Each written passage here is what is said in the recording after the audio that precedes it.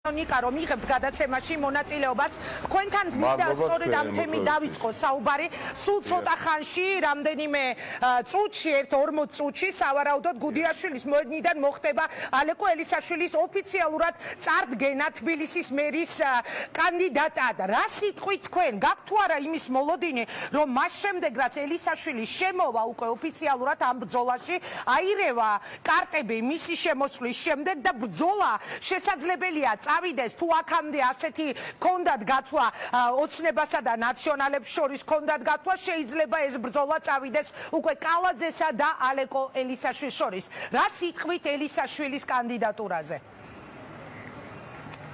მივესალმებით მეც და ჩემი მეგობრებიც ალეკო ელისაშვილის ამ ბრძოლაში შემოსვლას ბრძოლაში რომელმაც უნდა დაამარცხოს წელს ოქტომბერში განსაკუთრებით თბილისში ივანიშვილის რეჟიმი და რაც უფრო მეტი კონკრეტუნარიანი და ანგარიშგასაწევი კანდიდატი იქნება მით უფრო მისასალმებელი იქნება. ამიტომ აქ არაფერი საწინააღმდეგო არ აქვს. ეხლა რაც შეეხება მეორე თქვენ კითხვას რამდენად ასე ვთქვათ როგორ უყურებთ რა ჭირში მეორე ადგილისთვის ვიბრძვით თუ ამას მოგვიანებით გითხავთ მანამდე ელისაშვილის თემა მინდა რომ ამოვწუროთ.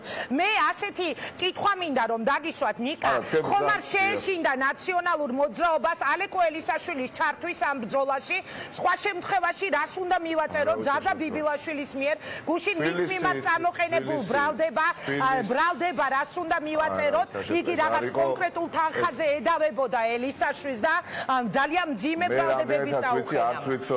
არც ვიცოდი მე არც ვიცოდი სიმართლე გითხრათ რომ ზაზა და ალეკო მეგობრები ყოფილან წლების წინ თუ არ ვთქვი 10-11 წლის წინ ეს იყო ურთიერთ რაღაცა დამოკიდებულება ქონდათ რაღაც საერთო საქმე და ეს არაფერ კავშირში არ არის პოლიტიკასთან. მე როგორც უკვე გითხარით ჩვენ მივესალმებით ყველა იმ კანდიდატს ვისაც შეუძლია ამ საერთო ბრძოლაში დადოს ერთი გაგური რომელსაც უნდა დაამარცხოს ბიძინა ივანიშვილის ოლიგარქიული კრიმინალური მაფიოზული კლანები როგორც გენებოდ ივანიშვილის რეჟიმი დიახ თავიდან ბოლომდე დასამართებელი კიდევ ერთი კითხვა ამ თემაზე და შევსვლით ჩვენი საუბრის თემას თუ გაარკვიეთ ზაზა ბიბილაშვილთან რა პერიოდის ბრალდებას უყენებდა იგი როცა ბიბილაშვილი ნაციონალური მოძრაობის წევრი იყო უკვე მაშინდელი იყო ეს ამბავი? არ ვიცი მე მგონი არავითარ არ დაგაინტერესა კი მაგრამ თქვენი კონკურენტის კონკურენტია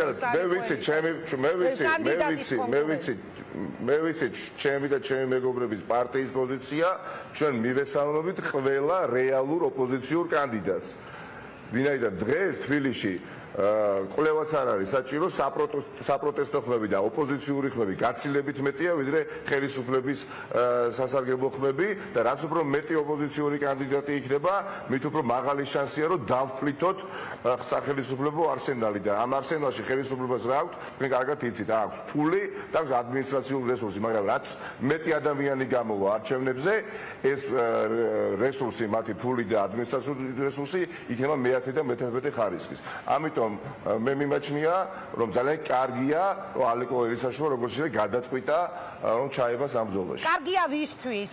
რომელი მხარისთვის არის კარგი? ოცნებისთვის თუ თქვენთვის? თბილისელებმა უნდა გადაწყვიტონ ვინ იქნება თბილისის მერი. თბილისელებმა უნდა გადაწყვიტონ ვინ იქნება თბილისის მერი. მე ყველა კანდიდატს მივესალმები ვინც რეალური ოპოზიციონერია და ვინც რეალურად არის ოპოზიციაში მაგალითად ივანიშვილის და კალაძის ფარცხალაძის და ასე შემდეგ კლანებთან. როგორ გონიათ ეხლა რა სხვა პასუხი როგორ შეიძლება მე მქონდეს ეხლა გავაკრიტიკებ ეხლა ალეკო ელისაშვილს რომელიც ოპოზიციური პლატფორმიდან იბრძვის პირიქით მივესალმები და უსურვებ წარმატებას. რეალურ ოპოზიციაში და არარეალურ ოპოზიციაში ვის გულისხმობ ნიკა მაგალითად შეიძლება ვთქვათ რომ თქვენი ცნობილი განცხადებებიდან და ურთიერთბრალდებებიდან გამომდინარე თქვენი განაყოფი გუნდის მიმართ გულისხმობ თუ არა რეალურ ოპოზიციაში მათ შორის ალეკოსთან ერთად ელენე ხოჩქარია გამოჩნდება რა თქმა უნდა ყველას ვინც იბრძოლებს ხელისუფლების წინააღმდეგ. უბრალოდ ხელისუფლება არ ყავს ინგა ჩვენ დღეს ეხა ძალიან ვალამაზებთ რეალობას. დღეს ჩვენ არ ყავს ხელისუფლება, დღეს ჩვენ ყავს ფარცხალაძეები, ყავს კალაძეები, ყავს ივანიშვილები, ყავს ნურუსიძეები, ყავს ჩინჩალაძეები, აი ეს კოლექტიური ესე გვარები. აი ეს ადამიანები კლანების სახით მართავენ ქვეყანას და დედაქალაქს. და ხელისუფლებას კი არ ვებრძვით ჩვენ. ამ ბრძოლაში ჩვენ ხელისუფლების წინააღმდეგ არ შევდივართ მაფიოზებთან ასე ვთქვათ გამარჯვების მოსაპოვებლად. დიახ და ამ ბრძოლაში ვინც ჩაებევა მე მივესალმები. ოღონდ ეს უნდა იყოს რეალური წრფელი, ასე ვთქვათ, განზრახვა, რომ დამარცხდეს. რეალურ ოპოზიცია თვლით თუ არა მე მგონია რომ ესენი არიან, დიახ, კი ბატონო, მე მგონია რომ ესენი არიან, კი ბატონო.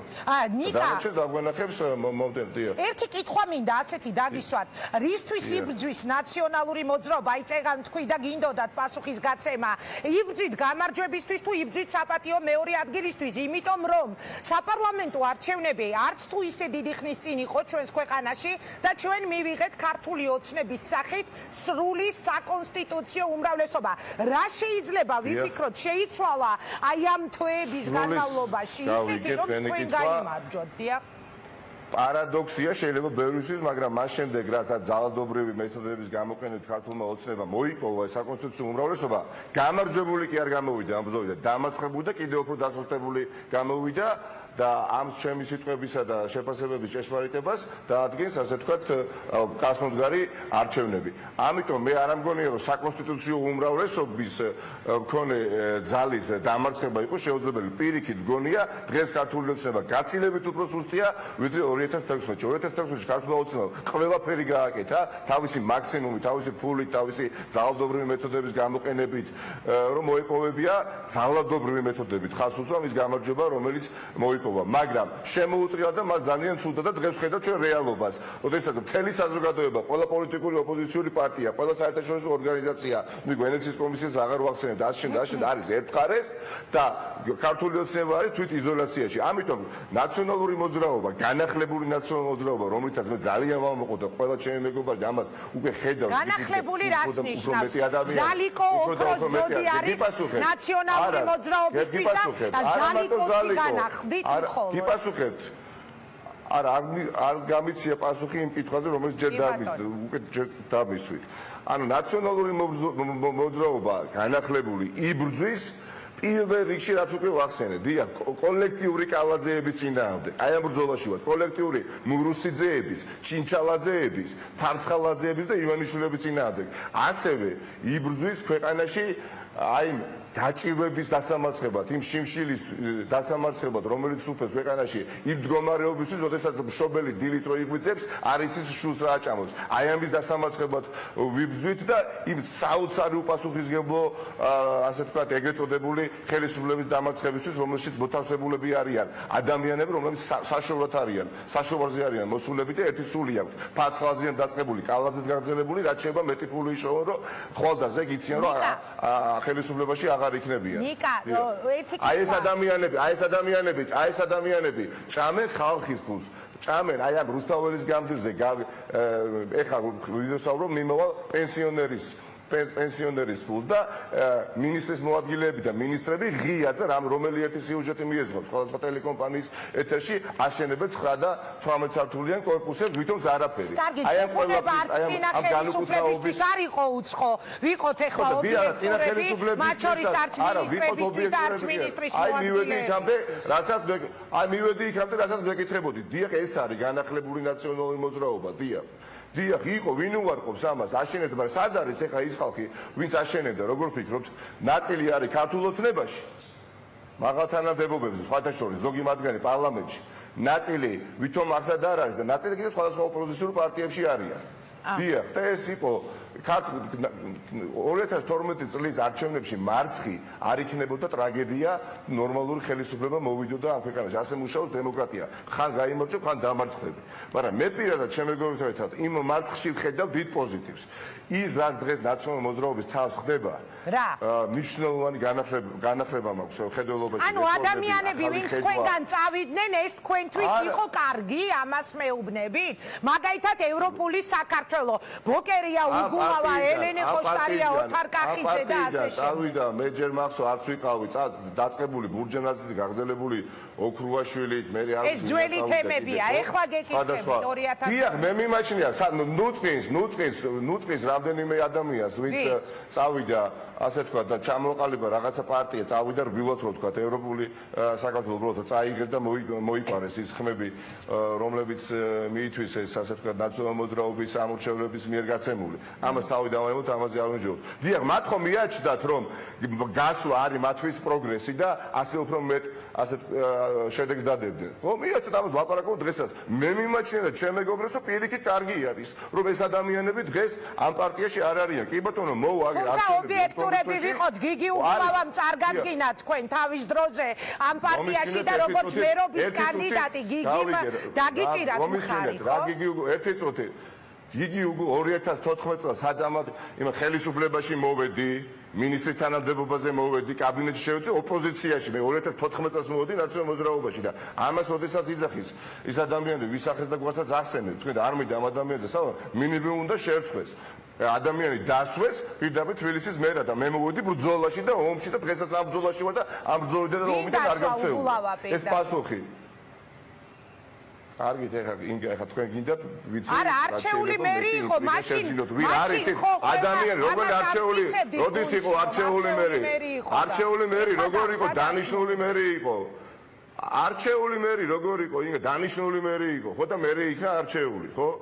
ხო და ხელისუფლებაში რომ მე მოვიყვანე რა ხელისუფლებაში მოვიყვანე ამას გეკე. კარგი, ნიკა, ერთი კითხვა უნდა დაგიშვა. ჩემთვის ეს არ არის. ყველას თავის გზაზე გაუმარჯოს, მე მაქვს ჩემი შეფასება, მადამი, იქ 2-3 ადამიანის გარდა არავინ არის ის რეალურად რა მოხდა. იმ პარტიაში ძალიან ღირსეული ადამიანები, მაგრამ 2-3 ადამიანის გარდა არავინ არის ის. არ მინდა მოვა დრო და საზოგადოების ფართო ნაწილი ამას გაიგებს. ნიკა, მე რამდენად არა ვარ აქ დღეს. ინგა, მე მესმის ჩვენ გვაქვს კი ბატონო, მაგრამ კითხვები არის საინტერესო და მე ამ დღევანდელ ინტერვიუში ჩემი შეფასება ამ ადამიანის მიმართ, რომელიც დამიშვით და უგულავა რო გამოდის და მე რო აბაკუნებს ხელებს და წერს და შეურაცხყოფის ასე ვთქვათ ხარისხში აყავს თავისი შეფასებები და თურმე მელია მოუყვანია იმაში რა ქვია პოლიტიკაში 2014 წელს მე რო კამპანიას ვატარებდი ჩემ მეგობრებთან ერთად რადგომარეობაში კარგი, დავანებო თავი სხვა პარტიებზე საუბარს მე ჩემი კითხვა ასეთი იქნება მე დავანებო თქვენ მეკითხებით არა მე გეკითხებით იმიტომ რომ სხვა შორის ძალიან მიყვარს ჩემი და თქვენი ეთერი იმიტომ რომ საინტერესო პოლემიკა გამოგდის ხოლმე ასე რომ ნუ გეწყინებათ ეხა რაღაც კითხვებს თუ კი დაგისვამთ პრობლემა არ არის მით უმეტეს არჩევნების წინ მაგრამ მეხუთე ხარისხოვანია ისაც მეკითხებით მესმის რომ გაინტერესებთ მაგრამ დღეს ეხა ხათუნა გოგორიშვილი, ირმა ნადირაშვილი, გიგა ბოკერია და გიგი უგულავა ნამდვილად არ მაინტერესებს.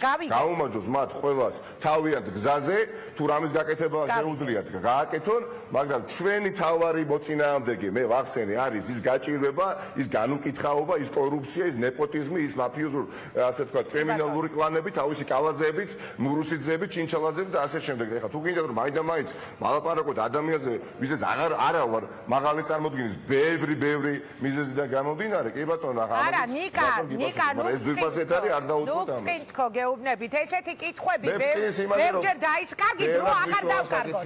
მიშა სააკაშვილიძე უნდა დაგისვათ კითხვა. დღეს რამდენადაც ვიცი არჩევანში იქნება საქართველოს მესამე პრეზიდენტის, ყოფილი პრეზიდენტის ინტერვიუ და სავარაუდოდ ეს იქნება წინა საარჩევნო ინტერვიუ მისი პარტიისთვის. ყოველ შემთხვევაში მე ასე ვფიქრობ, არ ვიცი, ვნახავთ. ანუ რა მინდა რომ კითხოთ გადაწყვეტილია თუ არა რომ სააკაშვილი თქვენი გუნდის ლიდერი ასე დისტანციიდან ჩაერთვება პარტიის საარჩევნო კამპანიაში როგორც ეს იყო მაგალითად საპარლამენტო არჩევნების წინ და თუ ჩაერთვება როგორ ფიქრობთ ეს დივიდენდებს მოგიტან თუ შესაძლებელია დაგაზარალოთ მაგალითად არ გიყვართ მათი ხსენება მაგრამ როდესაც გუნდიდან გავიდნენ თქვენ იმ ლიდერებმა ასეთი რამაც თქვეს რომ დააზარალა კიდეც სააკაშვილის მე გადმოვწურავ ზღვას და ასეთი ტიპის ჩართულობამო ნაციონალური მოძრაობაო გისმენთ? არ ვიცი. გასაგებია, რასაც მეკითხებით, თუმცა არ ამგონია დღევანდელი მიხეილ სააკაშვილის ინტერვიუ იყოს წინა საარჩევნო კამპანიის, ასე ვთქვათ, კამპანიის ფარგლებში. ეს არის ადამიანი, ექს-პრეზიდენტი, მოქმედი მსოფლიო რანგის პოლიტიკოსი, ამ პარტიის ნაციონალური მოძრაობის დამფუძნებელი, რომელიც ერთ-ერთი ყველაზე დიდი ევროპული ქვეყნის, ერთ-ერთი ყველაზე პროგრესირებადი პარტიის თავმჯდომარეა და ემზადება არჩევნებისთვის უკრაინაში. ყველაფერთან ერთად, ხო? მიუხედავად ამისა ის დროს გამონახავს და ბუნებრივია მე დარწმუნებული ვარ, ეხა CNN-ზე და BBC-ზე არის, თუ არ გავა ისე პირდაპირ ჩართვაში და რუსთავი ორმა რო ჩართვა. არა, მე სხვა რამე ეს ერთი. მე დარწმუნებული ვარ